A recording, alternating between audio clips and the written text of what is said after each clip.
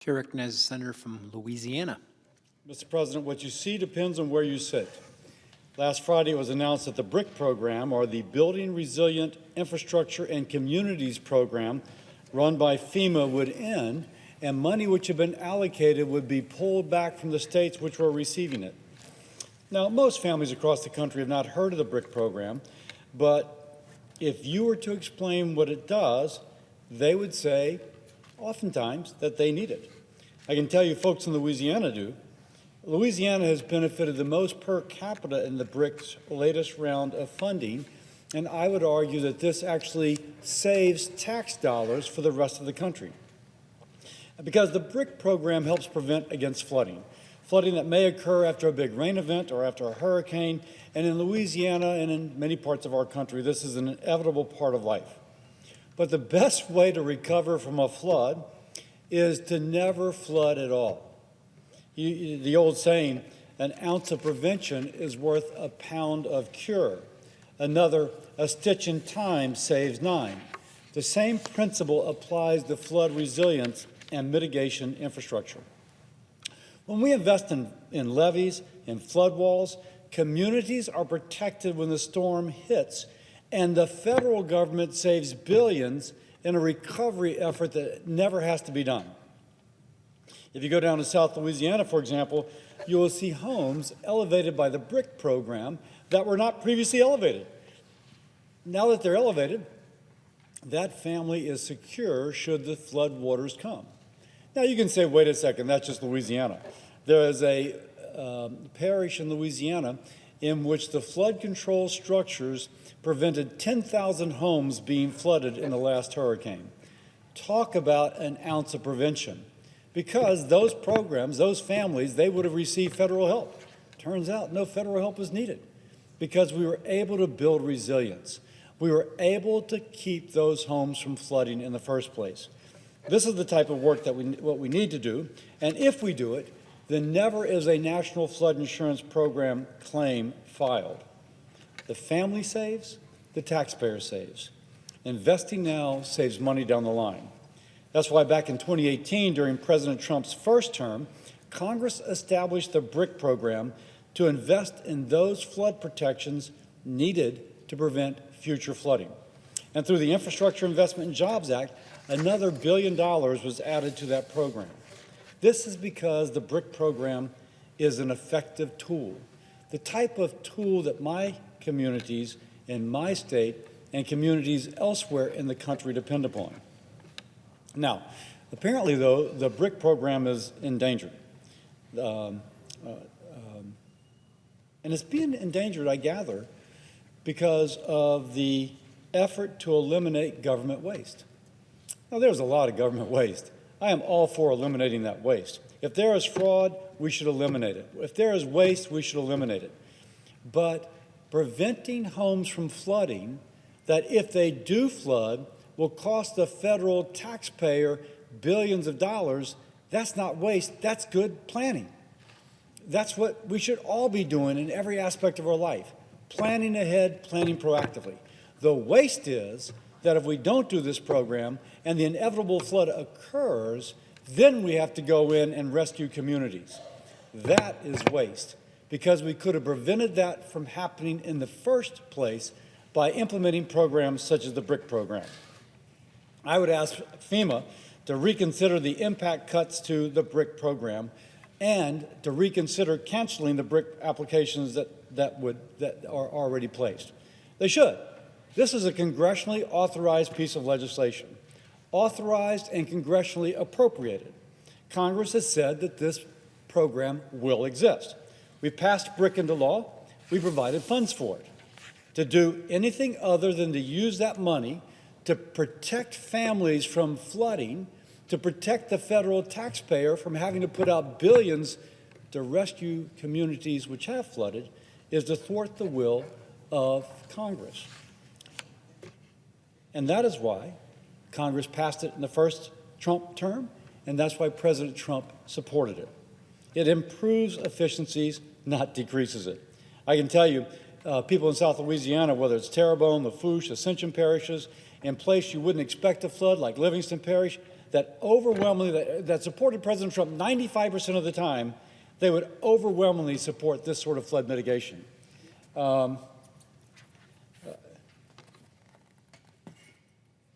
Here's some examples of the money that's already going out. Roughly $40 million to the city of Central, $36 million to Ascension Parish. And Central, they were trying to reduce flooding after the great floods of 2016 in Louisiana, trying to keep that from happening again. $36 million to Ascension Parish to fortify electrical infrastructure. Hurricane comes along, electricity goes out. Of course, no electricity, the whole community is incapacitated. $30 million to Lafourche Parish to strengthen 16 miles of power lines. $10 million to the Coshada Tribe of Louisiana to provide evacuation routes during flooding. Evacuation routes during flooding. That's something that we should make sure we are building so that you don't have to helicopter people out or you don't have to get them out by boat. So these are the examples of BRIC programs that are a stitch in time that will save 9. Now, of course it's important to my state. I'll point out Louisiana was the 3rd largest recipient of BRIC program funding recently and the largest on a per capita basis. And without BRIC funding, none of these projects would happen, whether it's whether it's East Baton Rouge Parish, Ascension Parish, Lafourche, or the Coshada Tribe.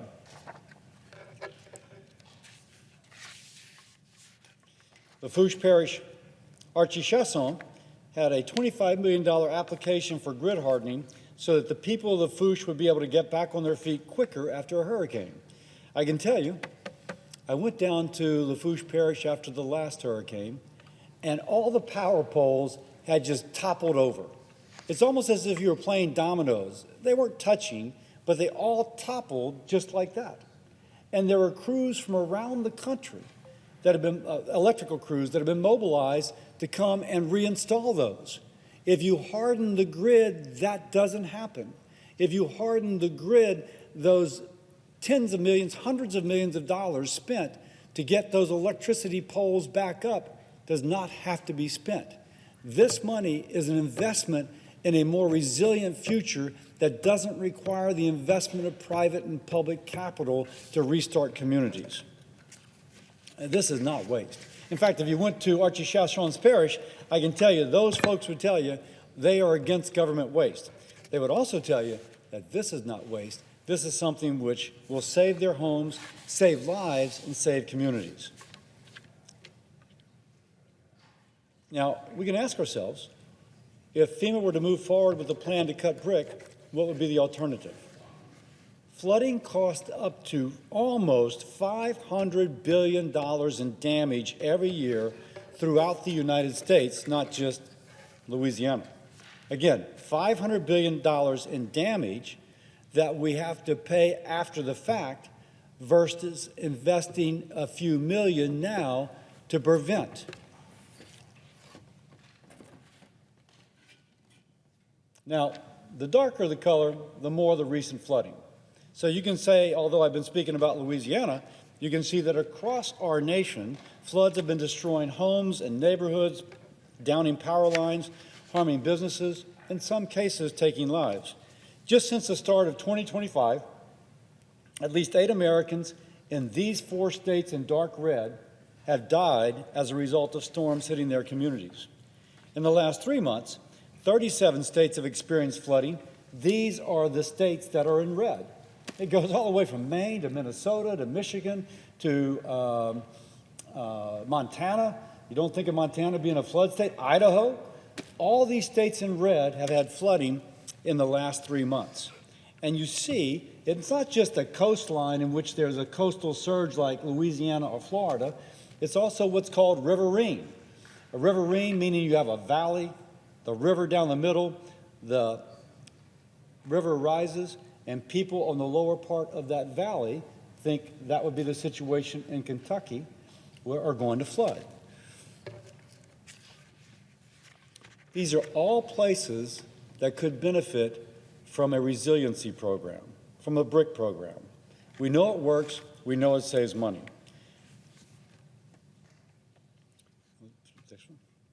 And just to bring this home to my state, This is Livingston Parish, Louisiana, just after the Great Flood of 2016. Look at that. These are homes in areas that had never flooded before, and in some incredible once-in-500 years flood event, they were all flooded. Livingston Parish, 2016. We call it the Great Flood. It affected not just this parish, but all those in what we call the capital region, Tangipahoa Parish, going up to Monroe, Louisiana. It was almost a statewide event. Now, if we build resiliency, this doesn't happen. If you look at this, can you imagine the federal response? They were so honored, then presidential candidate Donald Trump came down and spent time in Livingston Parish after this flood to call attention to it, because he felt as if President Obama was not paying attention.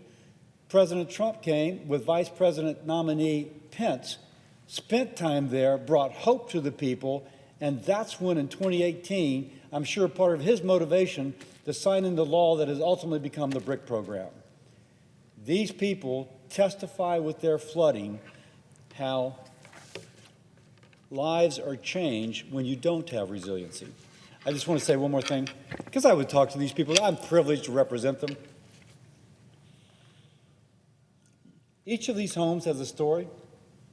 There was a wedding dress that a mother had saving for her daughter that was ruined in a flood. There were wedding pictures from a grandparent, parents, and daughters, multi-generation, and an album to save for generations, totally lost in a flood. There were, in this flood, neighbors who went out and died, not recognizing the place they were stepping wasn't the side of a road, but rather a ditch, and they went down, got swept away in this flood.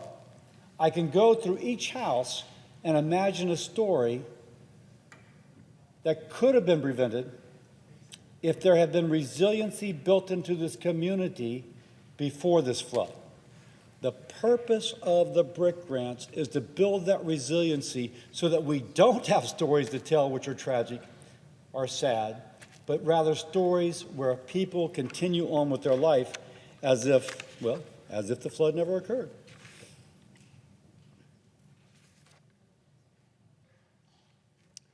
Local leaders advocating, implementing, using these dollars are advocating for the people they represent.